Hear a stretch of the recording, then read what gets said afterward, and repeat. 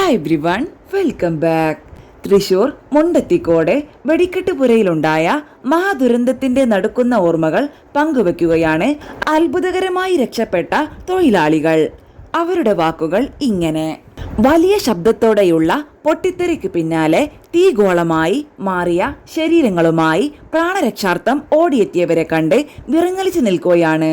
ചോരയിൽ കുളിച്ച് ദേഹമാസകലം കരിഞ്ഞി തൊലി അടർന്നു വീഴുന്ന അവസ്ഥയിലായിരുന്നു അവർ വീട്ടിലേക്ക് ഓടിക്കയറിയത്. വല്ലാത്തൊരു കാഴ്ചയായിരുന്നു അത്. തലയൊക്കെ പൊട്ടി ചോര ഒലിക്കുന്നുണ്ടായിരുന്നു. വെള്ളം ചോദിച്ചാണ് അവർ വന്നത്.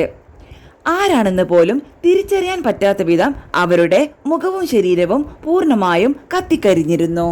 ഭയന്നു പോയെങ്കിലും വീട്ടുകാരും നാട്ടുകാരും ചേർന്ന് അവർക്ക് കുടിക്കാൻ വെള്ളം നൽകി. ഉടൻ തന്നെ അവിടെയുണ്ടായിരുന്ന വാഹനങ്ങളിൽ ഇവരെ ആശുപത്രിയിലേക്ക് മാറ്റി. ഈ കൊണ്ടുപോയവരിൽ ആരൊക്കെ ജീവനോടെയുണ്ടെന്ന് പോലും നാട്ടുകാർക്ക് ഇപ്പോൾ അറിയില്ല.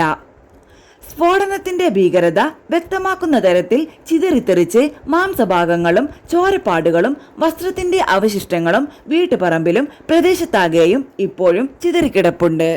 വൻ ദുരന്തത്തിൽ ഇതുവരെ 13 പേരുടെ ജീവനാണ് നഷ്ടമായത്. 5 മൃതദേഹങ്ങളുടെ പോസ്റ്റ്മോർട്ടം പൂർത്തിയായി. മുന്നിൽ കണ്ടത് ആളിപ്പടരുന്ന തീയാണ്.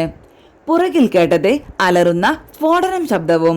ചതിച്ചു എന്ന് മനസ്സിലായ ആ നിമിഷം മരണത്തിന് മുഖാമുഖം നിന്ന് ജീവനും കൊണ്ടോടി. വെടിക്കെട്ടുപുരയിൽ ഉണങ്ങാനിട്ടിരുന്ന തിരികൾ മറിച്ചിടുന്നതിനിടയിലാണ് ദുരന്തം എത്തിയത്. ചൂട് വർദ്ധിച്ചത് കൊണ്ടാവാം ദുരന്തം എത്തിയത്. തിരി എടുത്തിടുകയായിരുന്നു. ഒരു ട്രിപ്പ് മറിച്ചിട്ടാൽ തിരി പെട്ടെന്നുണങ്ങും. അപ്പോഴാണ് 5 മീറ്റർ അകലത്തിൽ ഉഗ്രശബ്ദത്തിൽ എന്തോ അടിക്കുന്നത് കേട്ടത്. ആ ആഘാതത്തിൽ ഞാൻ തെറിച്ചു വീണു. താൻ അധ്വാനിച്ചുണ്ടാക്കിയ തിരികളെല്ലാം നിമിഷനേരം കൊണ്ട് കത്തിയെരിയുകയാണെന്ന് എനിക്ക് മനസ്സിലായി. ഞാനിട്ട മുഴുവൻ തിരിയും അപ്പോഴേക്കും കത്തിക്കഴിഞ്ഞു. ചതിച്ചു എന്ന് എനിക്ക് മനസ്സിലായി. ഞാൻ എഴുന്നേറ്റോടിയപ്പോഴേക്കും പൊട്ടിത്തെറിച്ചു. നിലക്കാത്ത സ്ഫോടനങ്ങൾക്കിടയിലൂടെ എങ്ങോട്ടെന്നില്ലാതെ ഓടുകയായിരുന്നു. തന്റെ പിന്നിൽ മറ്റു ഷെഡുകൾ ഉണ്ടോ എന്ന് പോലും നോക്കാനുള്ള സാവകാശം ഉണ്ടായിരുന്നില്ല. ജോലി ചെയ്തിരുന്നവരെല്ലാം മലയാളികളായിരുന്നു.